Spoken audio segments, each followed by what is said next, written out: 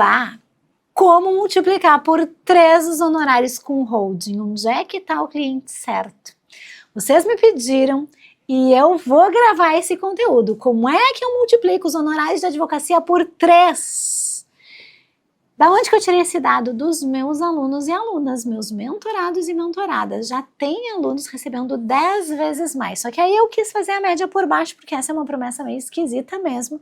E advogado, às vezes, tem um pouquinho de pudor de falar sobre dinheiro, mas eu resolvi gravar mesmo assim. Sabe por quê? Porque tem a ver com chegar no cliente certo. Tem a ver com mudar o jeito de advogar. Então, vamos dar uma olhadinha nessa masterclass de como que a gente faz para multiplicar os teus honorários aí através de uma metodologia técnica e de um planejamento estratégico. Olha aqui para mim.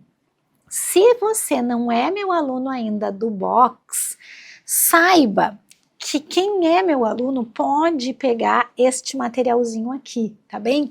Mas você não vai ficar de fora, porque aqui ninguém larga a mão de ninguém. Então eu vou dar aula e não vou estar usando toda hora isso aqui, que é para não deixar essa aula só para as pessoas que receberam o Box.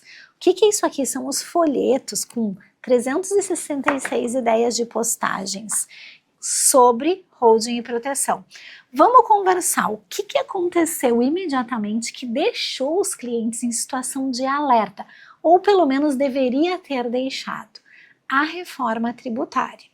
A gente tem uma mudança à vista, gente, que vai até 2033, e essa reforma tributária exige que a gente olhe não só para aquilo que já foi, mas também para uma visão prospectiva a partir dos nossos clientes. Galera da técnica, me ajuda aqui. Quando a gente tem uma revolução tão forte, tão grande, a gente não está trabalhando com uma imaturidade legislativa, mas com uma adaptação estratégica. A constância e a coerência sua, advogada e advogada nesse momento, vão trazer a confiabilidade que o cliente precisa. Olha aqui para mim. Quando a gente vai se posicionar, seja na vida real, seja nas redes sociais, existem 2 tipos de posicionamento. O posicionamento do grito, do chamar atenção, do bombar e do viralizar. E qual é esse posicionamento? Aquelas pessoas que fazem micagem, que dão, sei lá, não sei nem como que eu falo, mas são pessoas que querem fazer esse tipo de atividade como sendo a sua atividade fim. Eu mesma sou cômica na minha vida normal. Quem me conhece, quem tá assim mais perto de mim, sabe que eu sou bem debochada, como diz meu filho. Mas eu ainda não consegui levar esse meu lado para a rede social. Eu ainda tenho alguns obstáculos que podem ser que venham do meu ambiente acadêmico. Eu até tenho vontade de fazer alguma dancinha ou de colocar uma peruca loira e me apresentar como uma advogada bem sucedida, chiquetésima, que nem sabe fazer o mínimo pelo seu cliente. Mas isso ainda não sustento. Então eu sustento um posicionamento que é um posicionamento de excelência, de segurança e de estratégia. Se eu me colocar no lugar cômico da dancinha e do xelelê, xelelê, xelelê, eu vou sentir desconforto. Então eu não posso fazer algo que eu sinta desconforto. Quando a gente fala de posicionamento, a gente está falando de uma casa de tijolos e não de uma casa de areia. E antes que vocês me perguntem por que eu resolvi falar sobre faturar 3 vezes mais com holding, é porque esse quadro aqui, que é o Domine Holding e Proteção, é um quadro semanal que ajuda advogados e advogadas a serem especialistas em holding e proteção de patrimônio. E como eu tenho muitos alunos e mentorados que estão chegando a marcas gigantes de honorários, por que eu não divido com vocês essa metodologia? Porque quanto mais gente bem-sucedida nesse mercado, mais o mercado se qualifica. Então a ideia de multiplicar esse assunto é entregar aquilo que os meus alunos da especialização já recebem, que os meus alunos do marketing jurídico já recebem e que os meus alunos do último curso agora, que é o Planejamento Sucessório e Holding em Tempos de Reforma, também já recebem. Essa ideia é multiplicar conhecimento, multiplicar um embasamento que vai respeitar o teu jeito de ser na advocacia. E aí, gente, eu tenho um tripé. Que tripé que é esse? Galera da técnica, ajuda lá. Primeiro, eu tenho a parte técnica. Se eu não tiver domínio da parte técnica, não vai adiantar eu me movimentar para o posicionamento. Então, o primeiro elemento da segurança para estar nesse lugar é a parte técnica. Como que eu consigo a parte técnica, Simone? Resolvendo um problema de estudo. E aí, gente, são horas de aprendizagem mesmo. Os alunos me perguntavam quanto tempo eu preciso para resolver esse problema de saber quanto tempo que precisa. O que a gente fez? Deixa eu pegar aqui. A gente fez o planner da proteção. E nesse planner da proteção, a gente mostrou para os alunos que em 4 meses, se eles seguirem esse roteiro aqui, gente, que é o roteiro da proteção, eles vão conseguir seguir a trilha de estudo, que é a trilha de estudo recomendada para quem quer terminar em 4 meses. Então, a parte técnica vai estar resolvida em 4 meses. Esse é o intensivo. Tem aluno que prefere fazer a parte técnica no equilibrado. Aí tem um cronograma. Avança no curso assim. Cada semana a pessoa sabe o que tem que fazer. Ó, na semana 1, faz isso. Na semana 2, faz aquilo. Na semana 3, faz aquilo. E tem as pessoas que têm mais flexibilidade. Então, a gente tem maior flexibilidade com as semanas. Por que que isso é essencial? Porque às vezes a pessoa pensa que a parte técnica da holding, ela vai levar 7 anos, milhares de anos, 200 anos para ser aprendida. E não é verdade. Não é verdade mesmo, gente. Quando a gente tem um roteiro daquilo que a gente tem que fazer para chegar no objetivo e a gente cumpre esse roteiro que está esquematizado, a vida fica bem mais fácil. E aí, gente, o formato escolhido eu identifico aqui e já vou começar, ó, meu planejamento mensal, o que que eu escrevo, como que é, e aí eu tenho espaço para fazer as minhas anotações das aulas e eu vou progredindo no curso conforme eu vou anotando nesse workbook aqui, que é o planner da proteção. Ah, Simone, mas por que que tu criou esse negócio? Eu criei isso, gente, porque os meus alunos, às vezes, achavam que não tinham tempo para fazer a pós. Pensavam numa pós tão grande, tão boa, tão legal, mas não tinham tempo. Ai, não é meu tempo porque eu tenho outros cursos. Eu provei para eles que com 1 hora por dia eles conseguem terminar a especialização em tempo, escolhendo um dos métodos aqui, um dos jeitos de enfrentar esse curso. Depois, então, desse pé, que é a parte técnica, vem um segundo pé. E aí, galera? É o pé, é o pilar do marketing estratégico. E o que é esse pilar de marketing estratégico, gente? É um pilar que precisa gerar posicionamento com autoridade, não em vendas agressivas, mas em encontrar o cliente certo através da transferência de confiança, através da transferência de conhecimento. Vamos conversar sobre o pilar do marketing. Vocês sabem que a OAB nos autoriza a fazer marketing jurídico de conteúdo. E o que é marketing jurídico de conteúdo? É um marketing jurídico que leva em consideração 3 Cs. Como assim? Que 3 Cs, Simone? O primeiro C é o C do cliente. O foco, então, gente, ele não é na gente, nem enquanto a gente é bonito, nem enquanto a gente sabe das coisas, nem em nada disso. O foco é na pessoa que você quer atender, quem é o seu cliente ideal. O segundo C, gente, é o C da clareza, que é o C do conteúdo claro, certo? Eu tenho que trazer uma informação verdadeira e clara para o cliente. Eu não posso trazer uma informação, vamos dizer assim, equivocada. Eu tenho responsabilidade de informar. O marketing de conteúdo é o marketing que informa corretamente. E eu tenho ainda um terceiro C, que é o C da constância. Mais vale uma constância de uma vez por semana alimentando a estratégia do que começa e faz uma intensidade e depois para.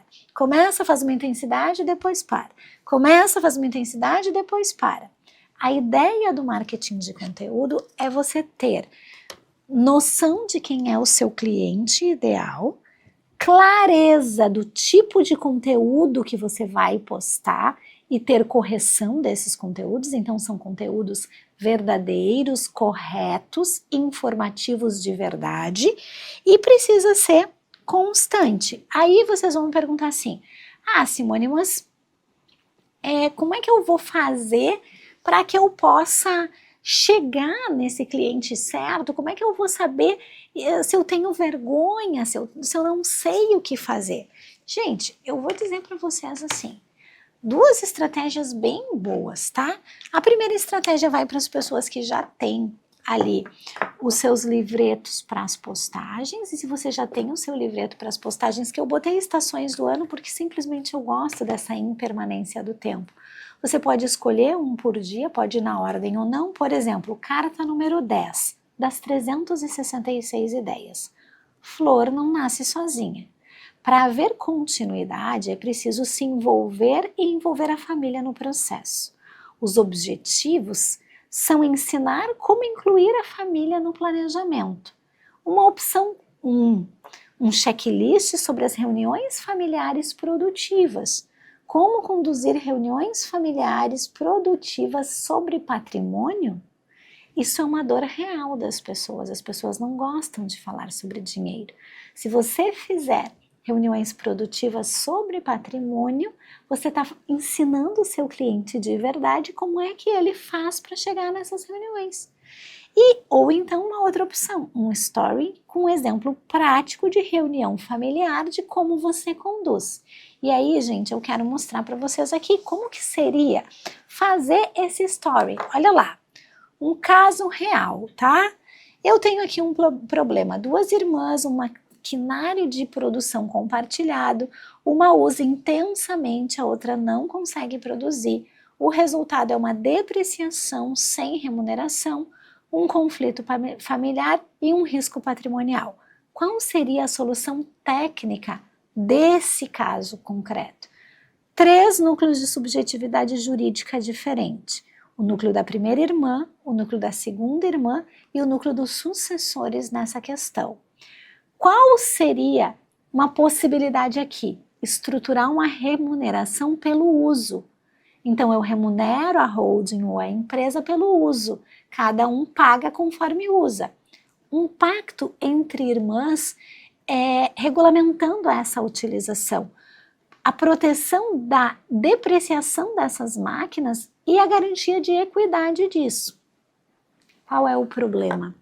Se eu chegar num story ou numa postagem e usar isso para dizer: faça um pacto entre irmãos regulamentando a utilização, faça a estruturação de remuneração pelo uso, vamos olhar para os regimes de subjetividade, vai dar errado. Por que que vai dar errado?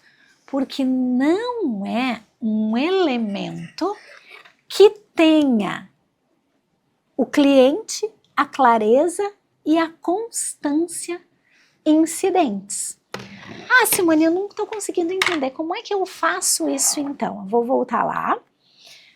O tripé desse sucesso profissional e desse posicionamento efetivo, ele envolve um método. Eu chamei o método que os meus alunos usam de método da advocacia leve, que é um passo a passo estruturado que garante as entregas claras e a remuneração justa em cada uma das fases. E existe um método para esse posicionamento também. Olha aqui para mim.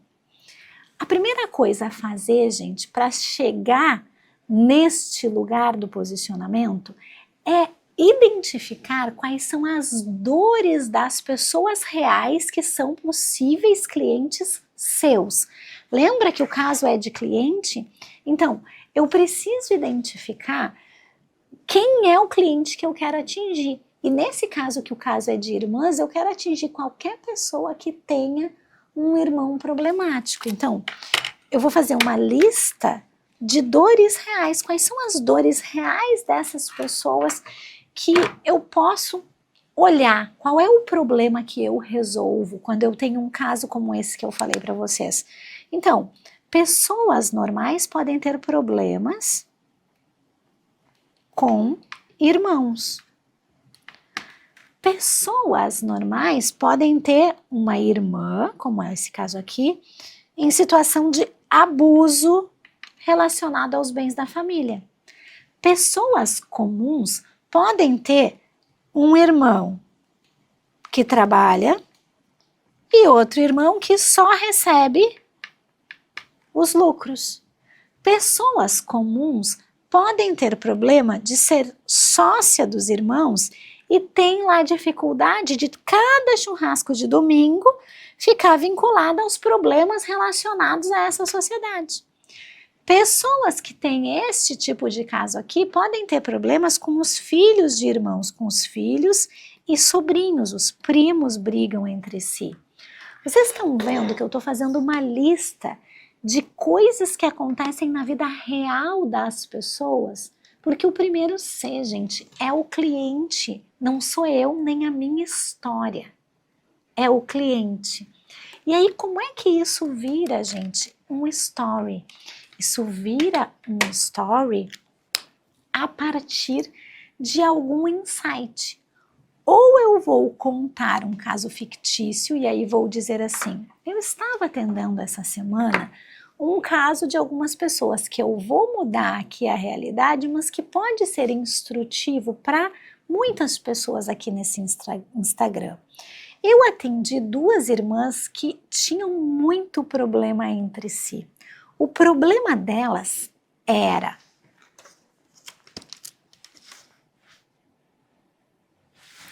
não se davam bem.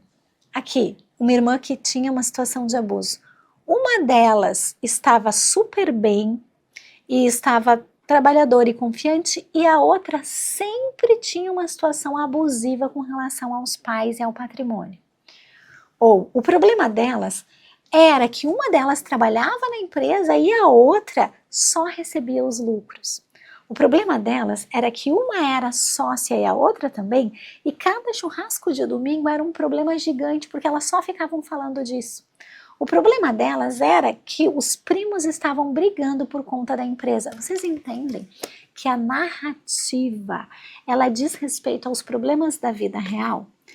Aí, nesse caso da minha cliente, ou nesse caso das minhas clientes, a solução que a gente encontrou foi remunerar o uso, fazer um pacto entre irmãos, fazer um protocolo familiar. E aí eu tô pensando, se você conhece alguém que tem irmãos que estão em situação de litígio, encaminhe esse vídeo para eles, porque eventualmente a assistência de um profissional de escuta qualificada que consegue gerir a situação conflitiva para construir soluções pode levá-los a um melhor entendimento sobre esse tema. Vocês conseguem ver que eu estou pegando uma ideia que veio aqui, que eu sorteei, isso aqui não foi preparado, certo? Estou usando o meu cliente de verdade para trabalhar com um conteúdo jurídico de verdade, que eu poderia falar que é o protocolo familiar ou o pacto intrafamiliar entre irmãos, mas que eu estou contando a história para informar isso. E aí agora, o que eu tenho que fazer? Então, eu tive primeiro o cliente, depois o conteúdo e por último a constância. Adianta eu fazer isso uma vez na vida e outra qualquer? Não, eu preciso fazer isso com constância. E qual a constância recomendada? Aquela que fica boa para você.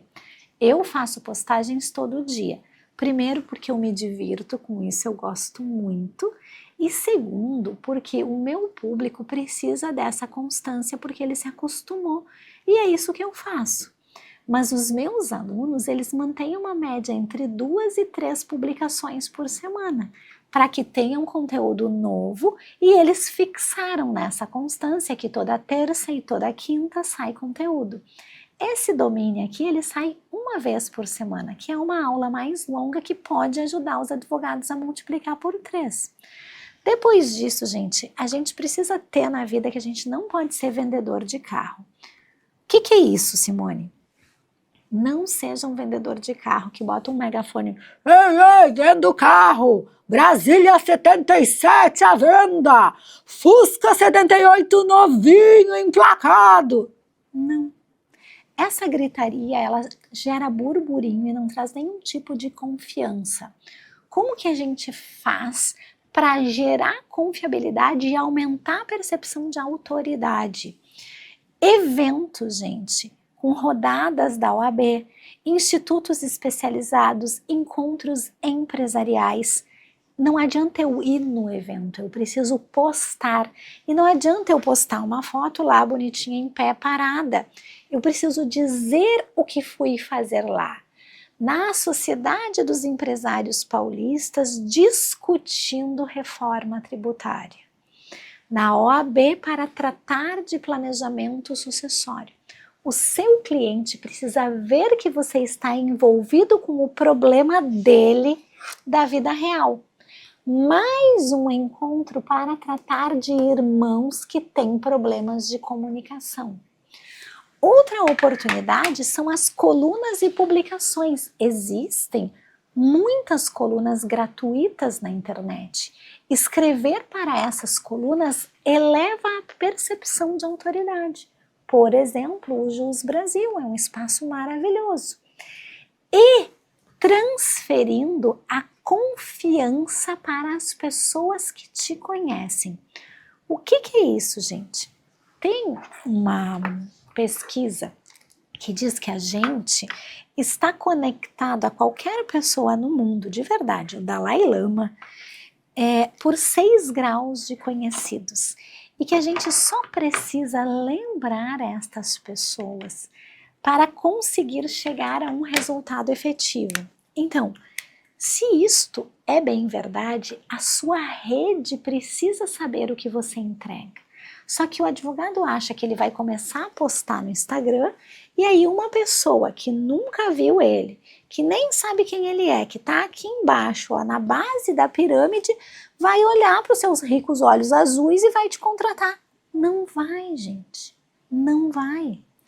Aqui, no topo dessa pirâmide, estão as pessoas que nós conhecemos e que nos conhecem e que sabem o que você faz.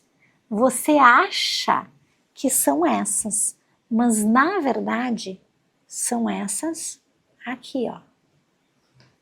Só essa pontinha aqui da pirâmide sabe o que você faz. Os outros acham que você é advogada, mas não sabem que você faz holding. Não sabem que você ajuda famílias que têm irmãos que brigam. A ideia é atingir esse segundo núcleo de pessoas aqui, que te conhece sim, mas que não tem a menor ideia do que você faz. E você acha que eles sabem, mas eles não sabem. Então você precisa conversar com estas pessoas aqui, que já te conhecem, que já confiam em ti. Para quê? Para que elas possam descer nas suas próprias redes de contato e pescar um cliente para você. Você precisa falar tanto de holding, que um dia sua prima lembre, eu tenho uma amiga que quer fazer uma holding, eu mandei ela te contatar. A transmissão de autoridade é elemento do método da advocacia leve. Eu chamo isso de pescar na própria lagoa. Por que que o método multiplica por 3, gente? Porque a entrega da holding ela é feita por etapas e cada uma das etapas tem uma precificação autônoma. E se dar conta que o advogado precisa ser remunerado pelo conhecimento técnico, pela estratégia e inteligência e não pelo resultado final, faz toda a diferença. Simone, eu não entendi. Volta aqui para mim. Quando a gente se coloca no mercado, a gente tem a ideia de que quando o cliente chega para nos contratar para fazer holding, ele vai dizer assim, quanto custa uma holding? E aí eu vou dizer para ele, uma holding custa R$120 mil. A gente tem uma expectativa que seja assim, só que isto é totalmente inadequado. Porque a mesma holding de R$120 mil, se durar 1 ano para ser feita, vai equivaler a R$10 mil por mês. Se levar 2 anos para ser feita, vai equivaler a R$ 5.000 por mês. E se levar 4 anos para ser feita, já talvez não valha a pena, mesmo que sejam R$ 120.000. Por que que eu tô falando isso, gente? Porque muitas vezes a gente precisa trazer para o cliente elementos para que ele tenha vontade de voltar e fazer a holding, porque senão ele se perde na vida dele, na rotina dele e não te entrega aquilo que tu precisa. No método, gente, a gente tem 5 etapas. Eu falo que são 4 etapas de planejamento e 1 etapa de execução. Bora lá. Primeiro eu tenho a análise de riscos e geralmente eu cobro 20% do valor total que eu faria num planejamento neste lugar. Depois eu tenho a rodada de reuniões, que cobro mais 20% para organizar essas reuniões, porque imagina, os irmãos que estão brigando, eles vão levar do meu tempo, sei lá, 20 horas fixas em reuniões. E isso é muito importante porque eu preciso que o cliente entenda que eu vou atendê-lo naquele dia, de forma que ele não fique no meu WhatsApp loqueando. Depois eu tenho os extras, que são os serviços variáveis. Eu digo para o cliente que talvez ele nem precise. Aqui a gente tem uma remuneração fixa, que é fixo por cada instrumento que vai ser feito, então contrato de união estável, revisão de um estatuto social, qualquer coisa assim, e aí a apresentação do plano completo da holding. E aí logo em seguida a gente vai ter a execução, mas o planejamento é composto por essas fases. A fase 1 e a 2 são a fundamentação do planejamento, então elas envolvem 40% daquilo que se gostaria de receber. Qual é o segredo, gente? Receber este valor e ter uma entrega para dar para o cliente.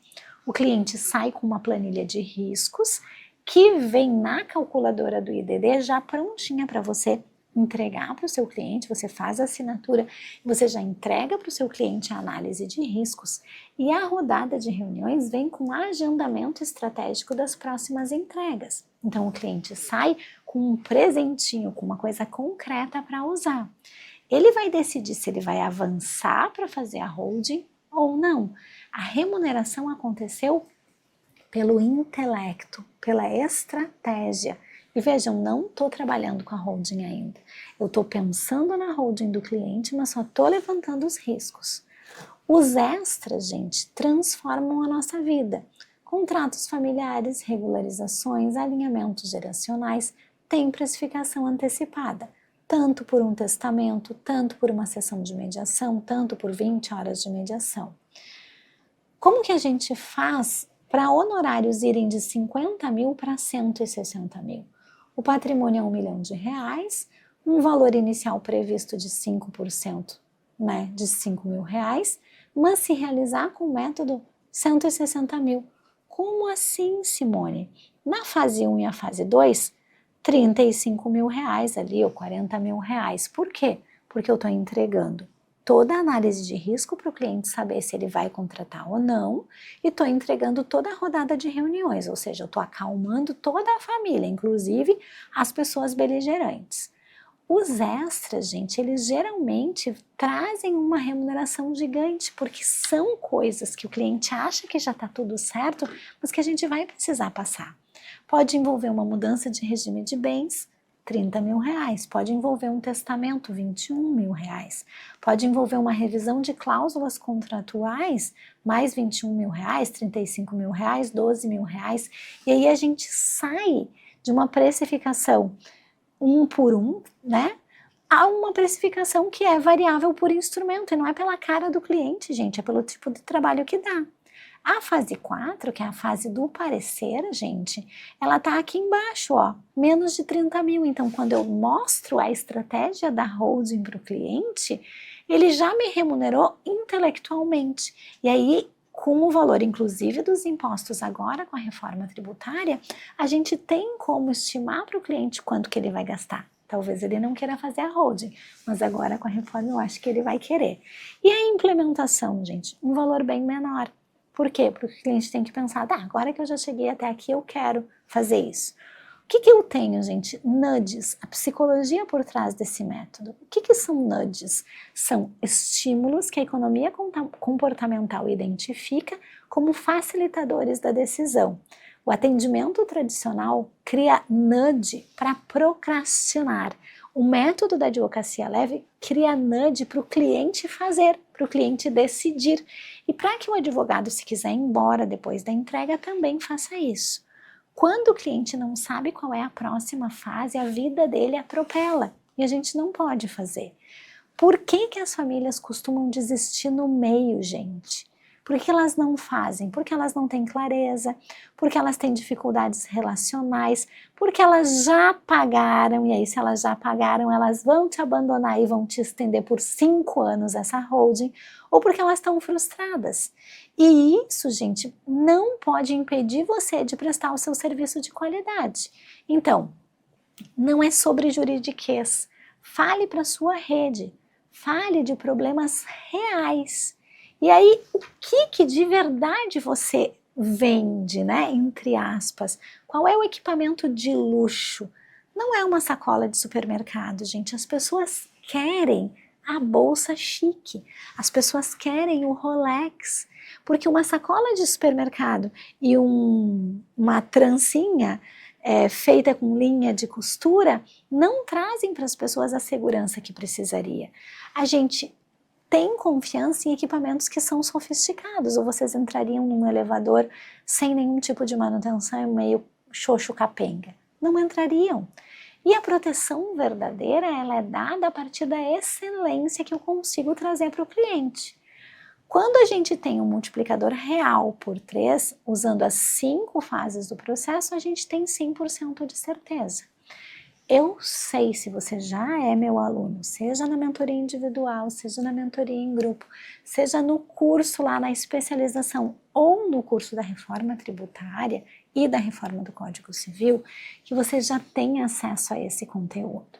Mas, se você ainda não é meu aluno e quer saber o que está te impedindo de fazer isso, agenda um atendimento de diagnóstico. É um diagnóstico de advocacia, em que alguém da minha equipe vai passar pelas 7 fases do método e verificar onde é que tu tá travando. No final, tu sai com um mapa que vai te dar o próximo passo para poder seguir adiante, tá bem?